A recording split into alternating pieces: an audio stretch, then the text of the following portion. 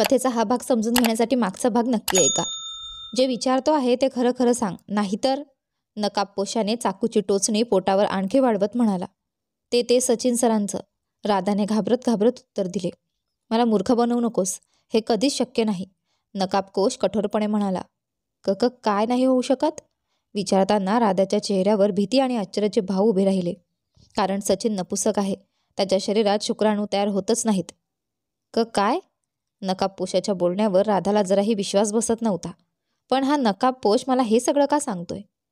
काही तो मला आणि माझ्या बाळाला मारायला तर नाही आला? राधाच्या चेहऱ्यावर उमटणारे विविध भाव पाहून नकाबपोशाच्या डोळ्यात चमक आली.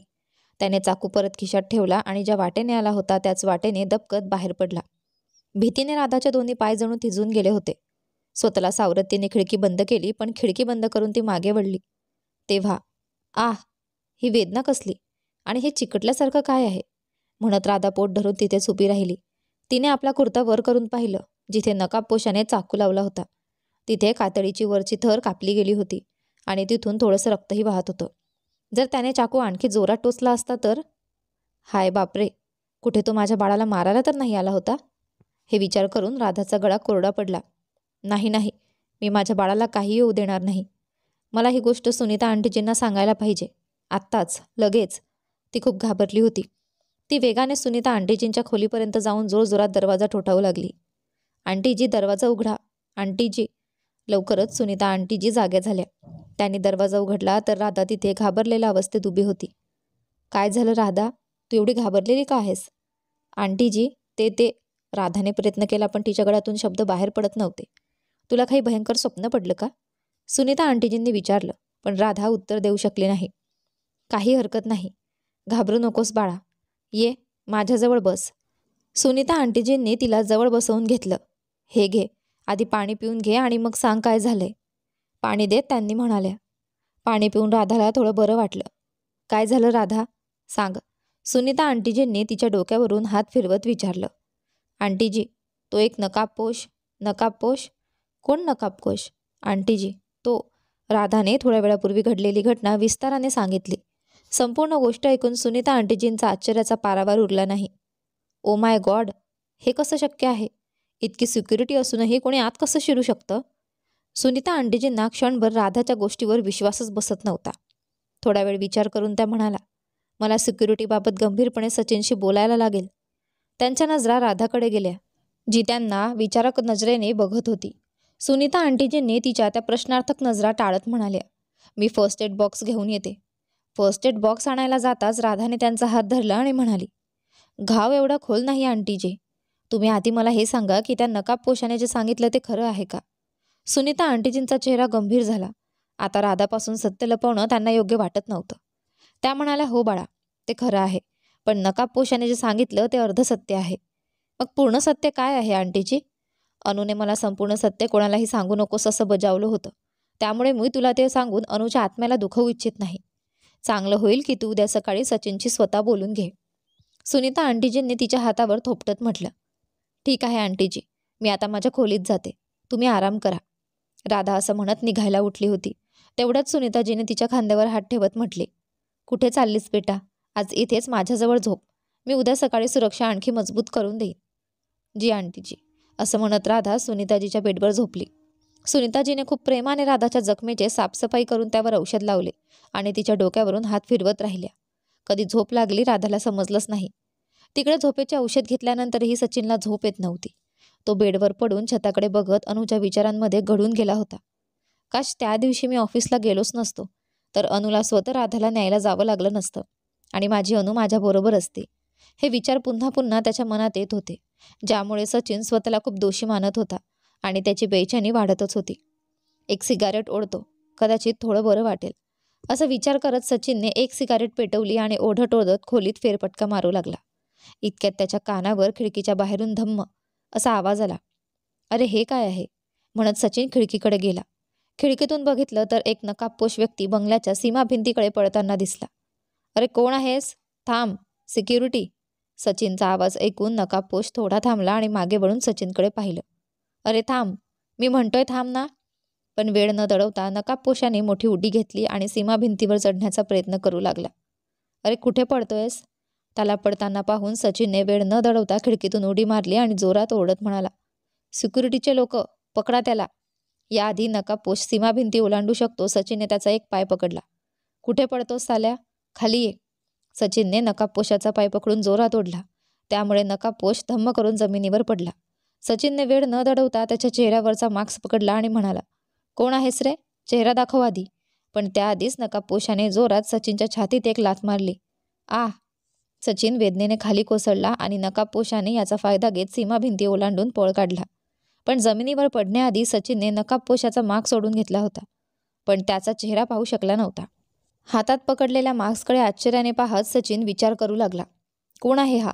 इतक्या कठोर सुरक्षेमध्ये तो आत कसा आला? त्याला काय हवंय? माझा तर कोणी शत्रूही नाही. मग हा कोण आहे? सकाळी. रामू काका, नाश्ता लावा. ऑफिससाठी उशीर होतोय. सचिन डायनिंग टेबलवर बसत म्हणाला. सुनीताजी आधीच तिथं सचिनची वाट पाहत बसल्या होत्या. सचिनला घाईत पाहून सुनीताजी म्हणाल्या, काय झालं? ऑफिसमध्ये काही खास काम आहे का? हो मॉम, कमिशनर ऑफ पोलीससोबत माझी मीटिंग आहे. पोलीस कमिशनरसोबत? ओके. पोलीस कमिशनरला हेही सांग की काल रात्री आपल्या घरात एक नकाबपोश घुसला होता. हो मॉम, मी त्याच कामासाठी कमिशनर साहेबांना भेटायला जातोय. सचिन टोस्टवर बटर लावत म्हणाला. तुला दिसला का तो नकाबपोश? नाही, समोरून पाहिलं नाही, पण मी त्याचा पाठलाग केला होता, पण तो पळून गेला. ओह, राधा दिसत नाहीये. ती कुठे आहे? सचिन इकडे तिकडे पाहत म्हणाला. राधा झोपली आहे. ती रात्री खूप घाबरली होती. तो नकाबपोश राधाच्या खोलीत गेला होता. काय? राधा ठीक आहे ना? सचिनच्या हातातला टोस्ट थांबला. हो, त्या नकाबपोशाने तुझ्याबद्दल काहीतरी असं सांगितलं जे फक्त मला आणि अनुला माहीत होतं. ओह, पण ती गोष्ट त्या नकाबपोशाला कशी कळाली? सचिन विचारात म्हणाला. माहीत नाही बेटा, पण हे प्रकरण मला खूप गंभीर वाटते. तू कमिशनरला सांग की आपल्या घराची सुरक्षा वाढवून दे. ते तर नक्कीच सांगेन. आणि हो, सुरक्षेच्या आठवणीने सांगितलं. काल रात्री आपल्या बंगल्यात इतकी कडक सुरक्षा असूनही तो नकाबपोश आत कसा आला? सुरक्षा रक्षकांना बेशुद्ध करून आला होता मॉम. पण त्या नकाबपोशाला माझ्याबद्दल कसं कळालं? दोघांमध्ये काही क्षण शांतता राहिली. मग सुनीताजी त्या शांततेला तोडत म्हणाल्या, सुरुवातीला तू कमिशनरशी बोलून सुरक्षा वाढवून घे. नंतर आपण यावर चर्चा करू. ठीक आहे मॉम, म्हणत सचिन टेबल सोडून उठून गेला. अरे, नाश्ता तरी पूर्ण करून जा. नाही मॉम, आता भूक नाही, असं म्हणत सचिन डायनिंग हॉलच्या बाहेर निघून गेला. उफ, हे मुलगंही ना नेहमी घाईत असतो. सुनीताजींनीही आपला नाश्ता तसाच सोडला आणि राधाला उठवायला तिच्या खोलीत गेल्या. पोलीस कमिशनर देशपांडे आपल्या कॅबिनमध्ये एक फाईल पाहण्यात गुंग होते. पण सचिनला पाहताच त्यांनी समोरची फाईल बाजूला ठेवली आणि म्हणाले, या मिस्टर सचिन, या बसा. थँक्यू सर, असं म्हणत सचिन खुर्ची खेचून बसला. कमिशनरने त्यांच्या ड्रॉअरमधून एक फाईल काढली आणि ती सचिनकडे देत म्हणाले, खरं तर आज मी तुम्हाला भेटायला येणार होतो, पण नंतर कळालं की तुम्ही स्वतः येताय, म्हणून मी वाट पाहणं पसंत केलं. काही खास कारण होतं का? सचिनने कमिशनरने दिलेल्या फाईलकडे पाहत विचारलं. हो, अनु मॅडमच्या कार अपघाताच्या केसची जी चौकशी सुरू आहे त्यात काही धक्कादायक तथ्य समोर आली आहेत. काय? प्रश्नार्थक नजरेने कमिशनरकडे पाहत सचिन म्हणाला. अनु मॅडमच्या कारचा जो अपघात झाला होता त्या कारचे ब्रेक आधीच निकामी केले गेले होते. तो अपघात कारचे ब्रेक निकामी असल्यामुळे झाला होता. अनु मॅडमच्या गाडीवरील नियंत्रण सुटल्यामुळे नाही. म्हणजे हा अपघात नव्हता तर खून होता? बोलताना सचिनचा चेहरा राग आणि आश्चर्याने कठोर झाला. त्याने उघडलेल्या फाईलच्या पानांवर नजर फिरवली, ज्यामध्ये अनुच्या अपघाताशी संबंधित चौकशी अहवाल लिहिला होता. ओह माझी अनु, कोणत्या नीच व्यक्तीने तिचा जीव घेतला असेल? सचिन डोक्यावर हात ठेवत राग आणि दुःखाने भरलेल्या आवाजात म्हणाला. अनुची हत्या होईल हे त्याने स्वप्नातही कधी विचार केला नव्हता. धीर धरा मिस्टर सचिन, तो मारेकरी कोणत्याही परिस्थितीत पोलिसांच्या हातून सुटणार नाही, असे पोलीस कमिशनर देशपांडे यांनी कडक आवाजात सांगितले. मग काही आठवल्यासारखे त्यांनी विचारले, तसे तुम्ही माझ्याशी का भेटायला आलात? काही खास कारण? कमिशनर साहेब, काल रात्री आमच्या घरी एक नकाबपोश घुसखोरी करून गेला. आधी त्याने सिक्युरिटी गार्ड्सला बेशुद्ध केले आणि मग घरात शिरला. काय? हो कमिशनर साहेब, आधी अनुचा मृत्यू आणि आता आमच्या घरात नकाबपोशाचा शिरकाव. हे काही साधारण प्रकरण वाटत नाही. घरातून काही चोरीला गेले का? म्हणजे त्या नकाबपोशाचा उद्देश काय होता? देशपांडे यांनी प्रश्नार्थक नजरेने विचारले. फक्त घरातील लोकांना घाबरवणे, दुसरे काहीही नाही, सचिन काळजीने म्हणाला. तुम्ही काळजी करू नका मिस्टर सचिन, मी आजच तुमच्या घराची सुरक्षा वाढवतो, देशपांडे यांनी आश्वासन दिले. हो, आणि हो, या दोन्ही प्रकरणांच्या तपासासाठी मी एक खास टीम तयार करतो. तुमच्या कुटुंबाला त्रास देणारा तो व्यक्ती कोणत्याही परिस्थितीत पोलिसांच्या हातून सुटणार नाही. थँक्यू कमिशनर साहेब, असे म्हणत सचिनने चेहऱ्यावर जबरदस्तीचे हास्य आणण्याचा प्रयत्न केला. कमिशनर देशपांडेंची भेट घेतल्यानंतर सचिनचे ऑफिसला जाण्याचे मन झाले नाही. त्याने आपल्या CEO कॉल करून सर्व मीटिंग्ज रद्द करण्यास सांगितले आणि काही महत्त्वाच्या सूचना दिल्या. त्याचे विचार वारंवार अनुच्या अपघाताच्या क्षणांभोवती फिरत होते. तो शक्य तितक्या लवकर राधाशी बोलायचे ठरवतो. दरम्यान आज राधा उशिरा उठली होती. अंघोळ केल्यानंतर तिने देवाची आरती केली. ती वळली तेव्हा तिला सचिन समोर उभा दिसला. सचिन तिथे असल्याने राधाला थोडं आश्चर्य वाटलं. सचिनने राधाकडे पाहत विचारले, मी आत्ताच पोलीस कमिशनरला भेटून आलो. त्याने सांगितले की अनुच्या कारचा अपघात नव्हता, तर तिच्या गाडीचे ब्रेक मुद्दाम फेल करण्यात आले होते. काय? राधाने आश्चर्याने विचारले. हो राधा, तुला नीट आठवून सांगता येईल का? अपघात होण्याआधी अनुने खरोखर भान गमावले होते का, की काहीतरी वेगळे घडले होते? सचिनचे शब्द ऐकून राधा विचारात पडली. मग ती म्हणाली, हो, कदाचित त्यांच्या डोक्याला थोडा झटका बसला होता, पण त्यांनी आपले भान गमावले नव्हते. त्या वारंवार गाडीचा ब्रेक दाबत होत्या. राधाचे बोलणे ऐकून सचिनच्या डोळ्यात राग आणि दुःख दाटून आले. त्याला विश्वास बसत नव्हता की अनुची खरोखर हत्या करण्यात आली आहे. काही वेळ तिथे शांतता पसरली. मग राधा थोडी हिंमत करून हळू आवाजात म्हणाली, काल रात्री माझ्या खोलीत तो नकाबपोश आला होता. त्याने मला सांगितले की माझ्या पोटात जे बाळ आहे ते तुमचे नाही. त्याने असेही म्हटले की तुमचे शरीर स्पर्म तयार करत नाही, म्हणजे तुम्ही बाबा होऊ शकत नाही. राधाचे शब्द ऐकून सचिनने ठामपणे उत्तर दिले, हे खरं आहे की माझे शरीर स्पर्म तयार करत नाही, पण मी तरीही बाप होऊ शकतो. हे कसं शक्य आहे? हिम्मत करून सचिनकडे पाहत राधाने विचारले. राधा, हे बाळ माझेच आहे आणि तुझ्यासोबत कोणत्याही वैद्यकीय छेडछाड झाली नाही. सचिनने प्रत्येक शब्दावर जोर देत सांगितले.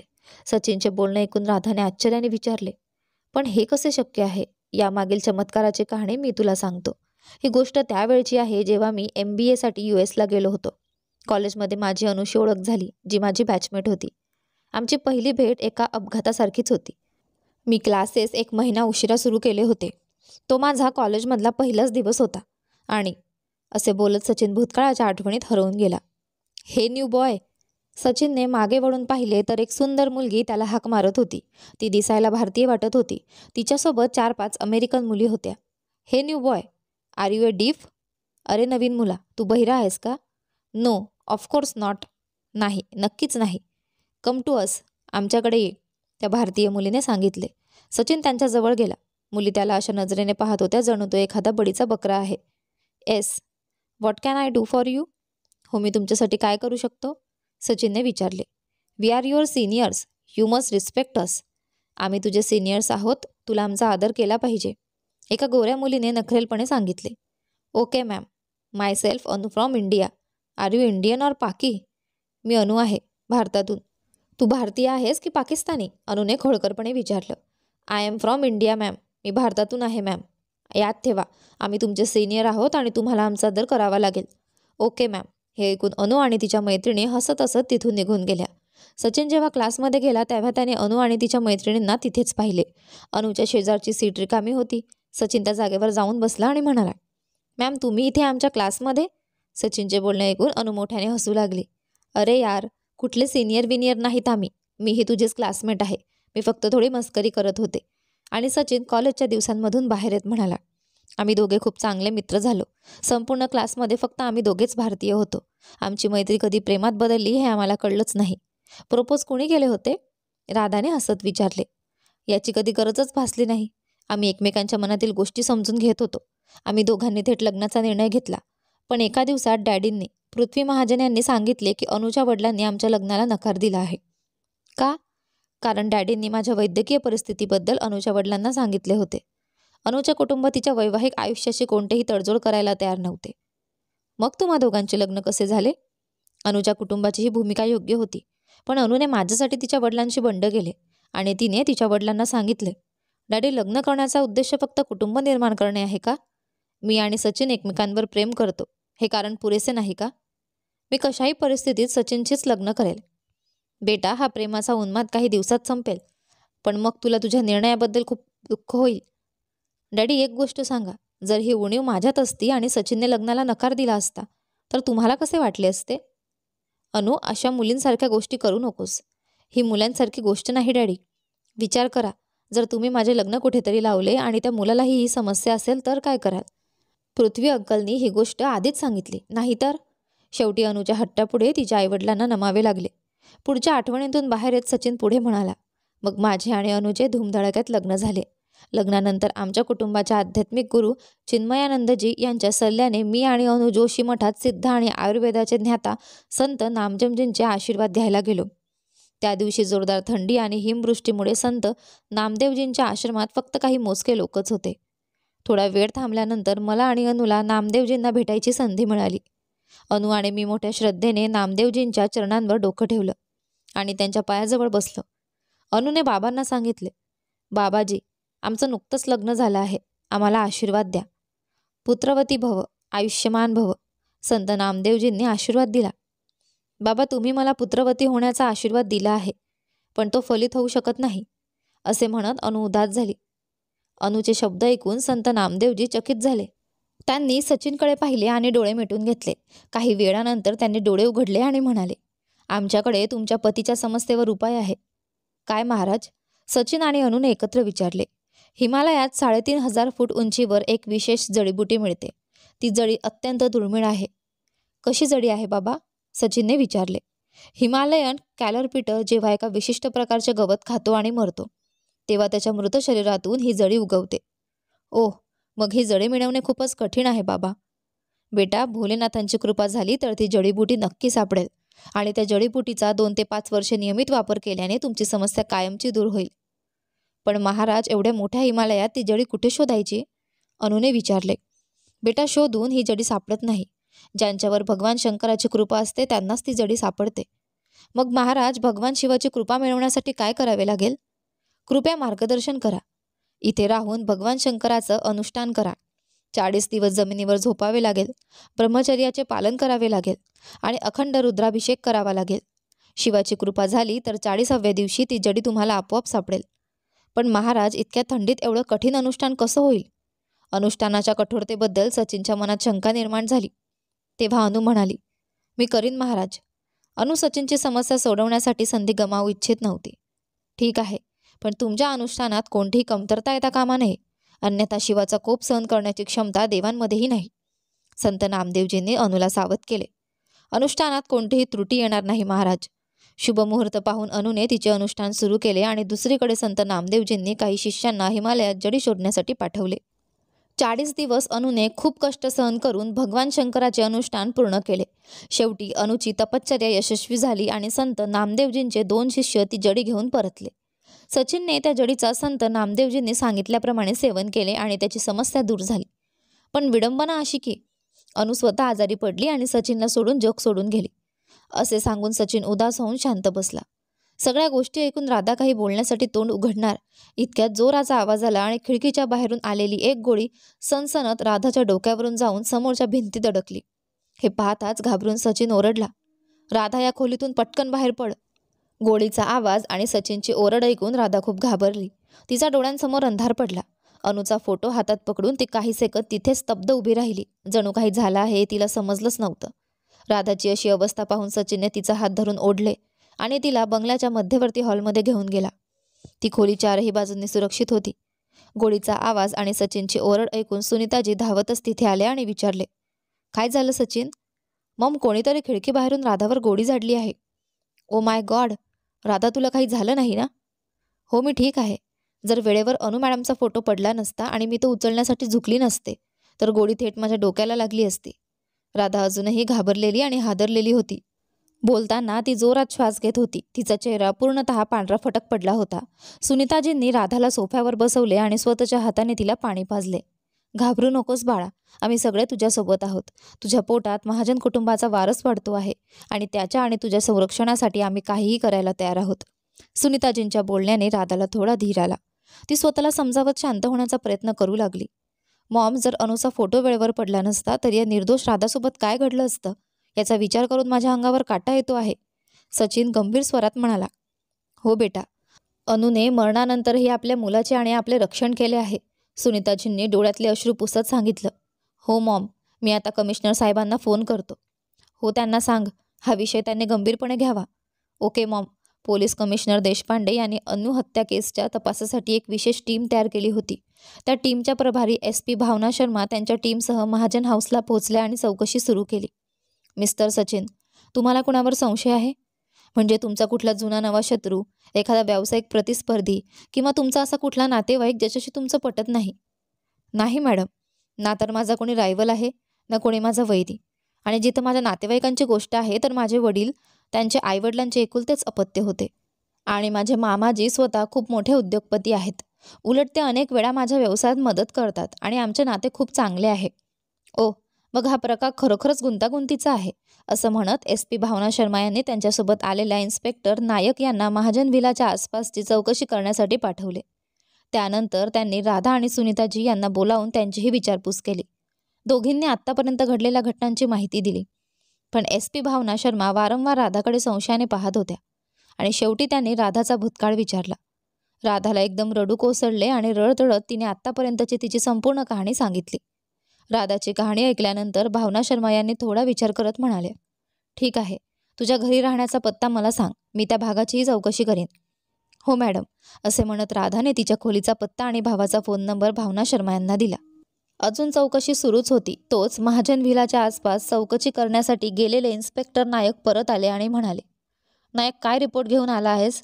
काही समजलं का की गोळी कुठून आली होती? SP भावना यांनी विचारले. हो मॅडम, आम्हाला जे पुरावे मिळाले आहेत ते समोरच्या अर्धवट बांधलेल्या इमारतीकडून गोळी झाडली गेली असल्याचे इशारा करतात. ओके, मला पुरावे दाखव. इन्स्पेक्टर नायक यांनी एक मास्क आणि एक गोळीचा रिकामा खोका SP भावना यांच्यासमोर टेबलावर ठेवला. सचिनने टेबलावर ठेवलेल्या मास्ककडे पाहून म्हणाला, हा अगदी तसाच मास्क आहे जो त्या रात्री आमच्या घरात घुसलेल्या नकाबपोशाच्या चेहऱ्यावर होता. तुला खात्री आहे का मिस्टर सचिन? हो मॅडम. इंटरेस्टिंग. तुला या प्रकरणाशी संबंधित आणखी काही धागेदोरे मिळाले का नायक? नाही मॅडम, हल्लेखोराने फारच योग्य ठिकाण निवडलं होतं गोळी झाडण्यासाठी. त्या अर्धवट बांधलेल्या इमारतीत ना कोणी राहतं ना कोणी तिकडे येतं जातं. त्यामुळे तिथून आम्हाला कोणताही प्रत्यक्षदर्शी साक्षीदार किंवा पुरावा मिळालेला नाही. नायकची गोष्ट ऐकून भावना विचारात पडली आणि म्हणाली, पण त्याने मास्क का घातला होता? म्हणजे त्याला स्वतःला ओळखलं जाण्याची भीती होती? जो कोणी होता त्याला कदाचित या भागातील लोक चांगल्या